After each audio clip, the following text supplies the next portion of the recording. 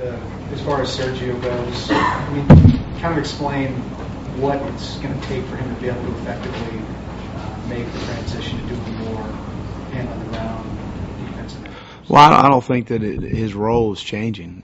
We just need to get him more comfortable playing out of a three-point stance.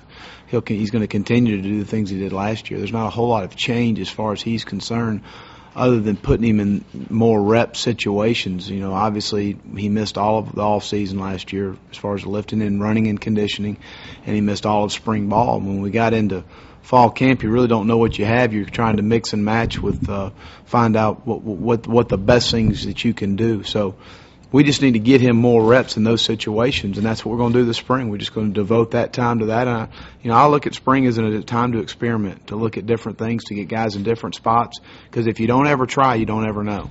So we're going to move guys around just like we did last spring and try and find the best combination of 11 guys in those situations and to help our football team improve. What's that? He's fine. He's a powerful guy. He's got good punching power at the point of attack. He's a strong-handed guy, so he's fine where he is. You talk about some of the other experiments, maybe in the buck, or.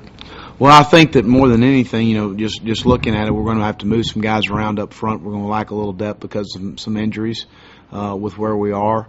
We need to find out how deep can we go up front. That's obviously an issue going into spring. We got tremendous pressure with 4 guys rushing last year, which is the best pass defense in America if you're able to rush 4 guys and affect the quarterback. So we got to continue to develop depth in the front and move guys around to find the best combinations. Emmanuel Acho will be a guy that we'll experiment with in those situations. He's got good initial quickness. He's got long arms. He's a kid that's really starting to blossom into a player. Unfortunately, they had the knee injury that set him back last year, or he certainly would have gotten a lot more time than he got. Look at Jared in some of those situations. You just got in this league, you've got to develop more speed on the field. You've got to develop as many rushers as you can have in this league because when you get late in the game, you've got to be able to rush the passer.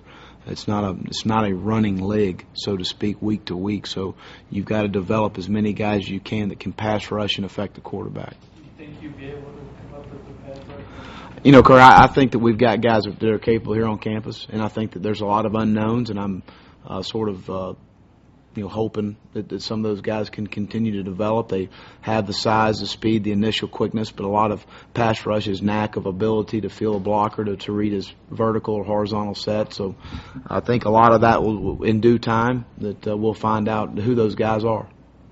Those were elected for last year. No question. You take Henry Melton, you take Brian Aracapo, and Aaron Lewis was a guy that was an effective mismatch for us inside. Sergio had an outstanding year rushing the passer.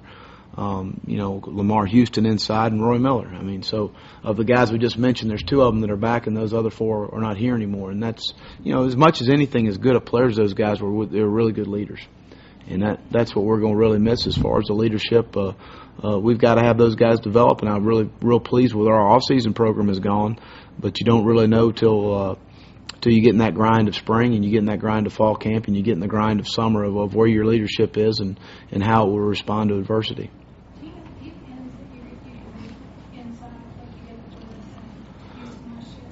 Well, we won't right now just because really we're lacking some depth at the end position. So we're going to kind of maintain with what we've got of repping Lamar and Ben and Keaston and Michael and Kyle Kriegel will rep both end and tackle. And then at the end, Sam and Russell, Sergio, Devontae, and Alex Okafor will all get turns at the end positions. And in rush situations, we will be able to move possibly Emmanuel or Jared in situations to rush the passer at end. To experiment with those kids in those situations. When you look at the guys coming in the fall, Howell, Johnson, Mims, where do you see them? Are they inside, outside? Well, I think the time will tell, and depending on how they move around in the summer is and where we come out of spring ball. There's a lot of question marks. I think we recruited Calvin and Derek both as inside players, and Tevin is kind of an either-or situation depending on where his body takes him. He had a surgery, shoulder surgery, in spring of his junior season, so he missed a whole lifting period there. And when a lot of bigger kids that have body mass like him get on 3 meals a day and eat and do the lifting continuously, his body may grow and develop, and we'll take that where it goes. How important is Lamar's role this year, being the one guy who is back on the defensive line with a lot of experience? Well, we've got very high expectations, none higher than he's got for himself. He's really worked hard. He's really doing the little things. He's off the field. He's working with the kickboxing and the punching and working his hands and feet, and that's what you like to see as a coach. Guys that are really dedicated to what they're doing. He's got a thirst for the knowledge of becoming a better player, and that goes into the off the field things affect the on the field things, and that's what he's trying to do right now. So I've been real pleased with that, and look forward to his leadership in the spring. And he thinks he's done a good job with our players. You mentioned his leadership. He's not Roy with the vocalness or rack. I mean, have you seen though? Well, the guys. Everybody talks about leadership. I tell the guys to be themselves. Just be yourself. Just be a good person. Be a good teammate. Support your teammates. Do your job, and you positively will affect other players. And we've got guys on our team that play hard, and that's leadership to me. The example they set for your football team when you turn the film on and the guys are playing their guts out. Roy is sort of a prototypical one technique. Lamar coming in there probably fits because of the spread offenses that Sure. he faced. We're going to play right and left starting out with Keyston and Lamar. Ben Alexander is a perfect zero. I mean, he really is a run-down stopper guy that we feel comfortable with. And so we will play right and left starting out, so they all will play the shade. They all can play some zero. They all will play the three inside, and then we'll kind of branch from there to feel more comfortable. I'd rather start it out right and left. We start out right and left corner, right and left safety, right and left inside, and you learn more about your team as opposed to just getting cornered into one thing, then somebody trades a tight end and nobody knows what to do. So we teach it kind of harder in the beginning where it's easier in the long run.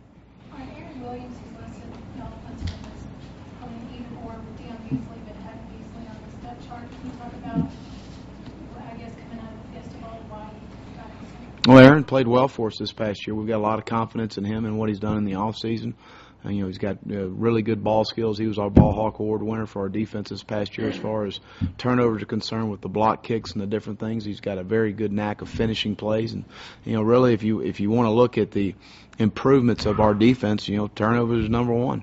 We finished 49th in the country in turnover margin. Our offense was phenomenal in not turning it over, and we've got to do a much better job defensively of getting turnovers. That's the number one thing, and we just got to emphasize it more as coaches and do a better job of making our players more aware and cognizant of the ball and finishing plays. And we had some opportunities. We just got to cash in on those opportunities and make it happen. Do you look at teams that are leading the nation in turnovers, forced turnovers? Do you look at what they do? No, because I've been a part of defenses that have led the nation in turnovers. So I know that it comes, and there's times the ball bounces your way and there's times it doesn't. And you just got to keep playing. You got to keep swinging. And I think eventually the ball's going to bounce our way. And I know I said that all last year, and you look at me and roll your eyes, but that's what we're going to continue to do. We just got to do a better job as a staff of emphasizing. That's what I look at. That's all I can look at is we got to do a better job emphasizing turnovers and making the kids more cognizant of situations to punch the ball loose, to get the ball loose and finish plays. Did you count how many of y'all let go away? Balls from your hands, balls from your hands? We looked at the numbers, and it wasn't. We had some opportunities, and just, the season's over. It was double digits. So we just got to do a better job. How much of that is youth? When you get a lot of young guys in your secondary who are sort of establishing themselves? I don't think it has anything to do with youth. Aaron Williams was really good at finishing. He was a freshman. So I think that it's just a matter of just gaining confidence in that situation. That opportunity arises, it presents itself, you make the play. How much are you able to, escalate or ramp up what you want to do in going into the second season? Oh, it was great. This morning we met, and I felt like that, I was speaking English to him. So that was a much more improvement from last year. So there's a lot of carryover, and the kids have really done a good job in the off season. We've made reels for all the kids for plays they've made, plays we need to improve on as far as within our scheme and things we need to do. We've revamped and tweaked a little bit within what we want to do and some things we're going to look at in spring. But this morning was a breath of fresh air as far as talking and installing for tomorrow and having them all nodding and having the interaction with the players back and forth was great. I know you can't specifically comment on recruits or recruiting, but have you ever been in a place where there's a chance 3 weeks after signing day you might have 3/4 of your class locked up for the next year? I can't comment on recruiting. Well, talking about your familiarity with area that just maybe imparting knowledge to your players so they understand you more? Is there one area your second year you feel like you can really play well? Oh, there's no question. I mean, it's a laundry list. I mean, you look at from opponent preparation. You look at being able to practice in spring, the last part of spring, spending some time every day on opponents for the season that we struggled with in the fall. We'll be able to do that more in fall camp. We'll be doing so much more fundamental and technique and tackling improvement as opposed to teaching scheme. And we spent a lot of time teaching scheme last year and a lot of time teaching scheme through the fall up into the first game. And more than anything, and then also the comfort level of what I think we can handle, what I don't think we can handle, the unknowns that you go through as a staff of assuming that we all are on the same page. Maybe we're not, and the staff has been phenomenal. So I think that there's so many obstacles that you go through, and this really being my third time doing it. You learn from every stop and you learn from every situation, but there's no question the ocean should be a little bit calmer as far as the preparation is concerned and doing a better job in preparing the kids. Talk about Christian Scott a little bit. He had that big showing against Kansas. Mm-hmm. Is he a guy you spin, or what do you think about? Well, I think Christian's, athletically is got a large upside at the safety position, and he's a guy that's just got to continue to perform more consistently on a more consistent basis, and he knows that, and it's something that we've talked to him about, is the mental edge of the game and understanding that just being a good athlete on this level is not going to cut it. We've got to do the little things right, the mental things right all the time, every snap. Because, a 3 technique can have the wrong gap and we can have a little bit of an issue. But when a safety is not in the right spot, then we've got some serious problem on our hands. So, and that goes back to giving up big plays. We talked about turnovers and big plays. Big plays, we've got to improve ourselves in that category of changing the vertical field position. And that's something we're going to try to, really 3 points of emphasis going into spring is turnovers, big plays, and 3rd and 3 to 6. We're right at 50% getting off the field, and we need to be 60% or more. It's 3 glaring areas for us that we've got to improve on. Just the consistent performance in finishing games. We gave up a lot late in games, and that's something we can't afford to do. Of consistently performing and finishing out much better than we did a year ago. Is that not playing as many people? Is that a depth thing where you give them more late? I don't think so. I felt like we rotated and played a good amount of guys. I think certainly next year there'll be more in the mix, especially up front, to keep guys more fresh, and that's just kind of a handle of see where we are in the fall. How much have you enjoyed the way your relationship with Greg Davis has developed, where you guys can talk about it? Right. Well, I think it's important to be on the same page with the other coordinator. I think it's critical of and I've been fortunate where I've been lucky where I've been with guys that are easy to work with. I think that you've got to be able to see the whole door and not just look through the keyhole and see how it affects you. You got to understand that when you make decisions, it affects the other side of the ball. So we install together. We talk about what we're putting in. We want to make sure each other's ready for it, because the worst thing that happens is your kids lose confidence in what you're doing. So you go out on the field and you're not prepared for something, and your kids lose confidence because you're not prepared for what they may do. So it's critical to be on the same page from an installation standpoint, which we are. It's critical to be on the same page in the season and how we're going to win the football game.